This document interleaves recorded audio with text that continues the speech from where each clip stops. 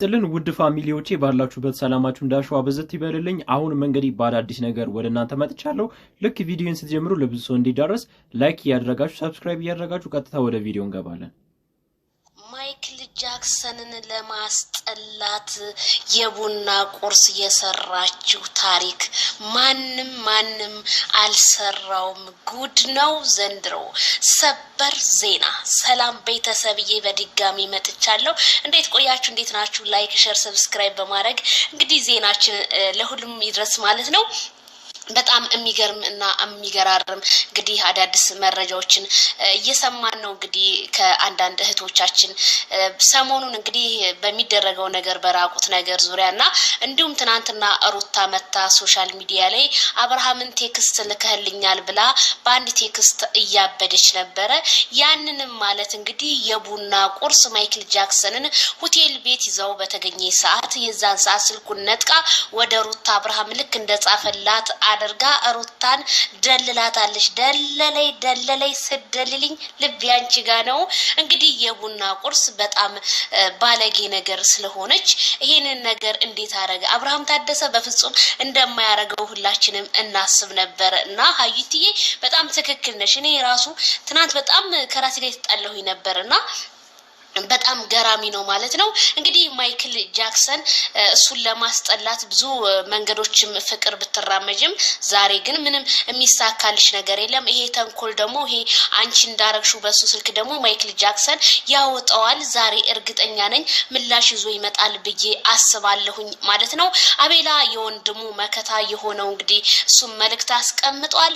የቀረው ይቀራል እንጂ ባንተማ ከመጡ አልደራደርም እስከ ጥግ ድረስ እጋፈጣቸዋለሁኝ ሲል እንግዲህ ጀግናው የከረሚላ ወንድምና የማይክል ጃክሰን ወንድም አቤላዬ ፍልቅ ቢልደሜ እኔ ከናንተ ውጭ ወደ ውጭ በማለት ዛሬም ወገኝተኝነቱን ወንድምነቱን እያሳየ ይገኛል ማለት ነው። እንግዲህ ከካሜራ ጀርባ አሉና ሚሩም ከማይክል ጎን ጧት ማታ የማይቀየሩ ከሄርሜላ ጎን የማይቀየሩና ፍቅር እውነቴን ነው። አብርሃም እውነት ይሄንን ሴራ ያረግሽው አንቺ ሲጀመር አብርሃምን አትፈልጊው። ፍቅር ራሱ አብርሃምን እንደማትፈልጊውና በቀል እንዳለብሽ ልጁን አሳልፈሽ ለሩታ ለመስጠት ነው። ግን ይሄ ነገር አይሳካልሽም። ፈጣሪ ያጣመረውን ፈጣሪ ያለያየዋል እንጂ ማንንም ሰው ቢመጣ ቢደረደር ምንም የሚሆነው ነገር የለም ከፈጣሪ ውጭ።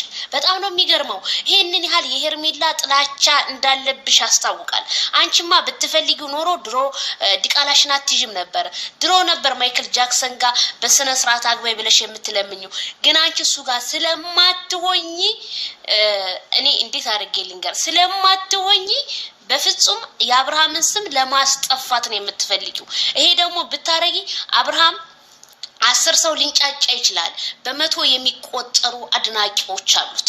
በጣም ምርጥ ስማርት የሆኑ እህቶች የማይቀየሩ አሉ።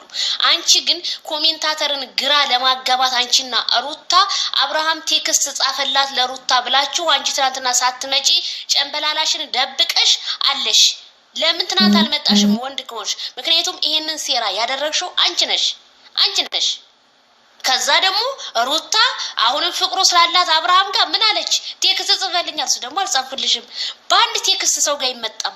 በአንድ ቴክስት እንዴ የሰው ልጅ እንኳን ስንት ተደራርጎ በአንድ ቴክስት እንደዛ ተደራርጋችሁ አንቺ አለማፈርሽ ሚዲያ ላይ መጣሽ ቴክስት ጽፈልኛል። ይሄ ማለት በፍጹም የለብሽም። ሴትነትሽን ማስከበር ነበረብሽ።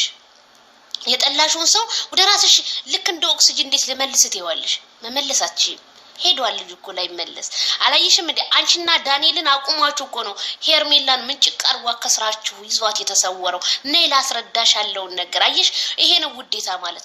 የማይወድሽን ሰው መከተል ጊዜሽን ማባከን እንጂ ሌላ ምንም የሚመጣው ታሪክ የለም። ጊዜሽን አጣባክኝ እናቴ፣ ጊዜሽን ተጠቀሚ።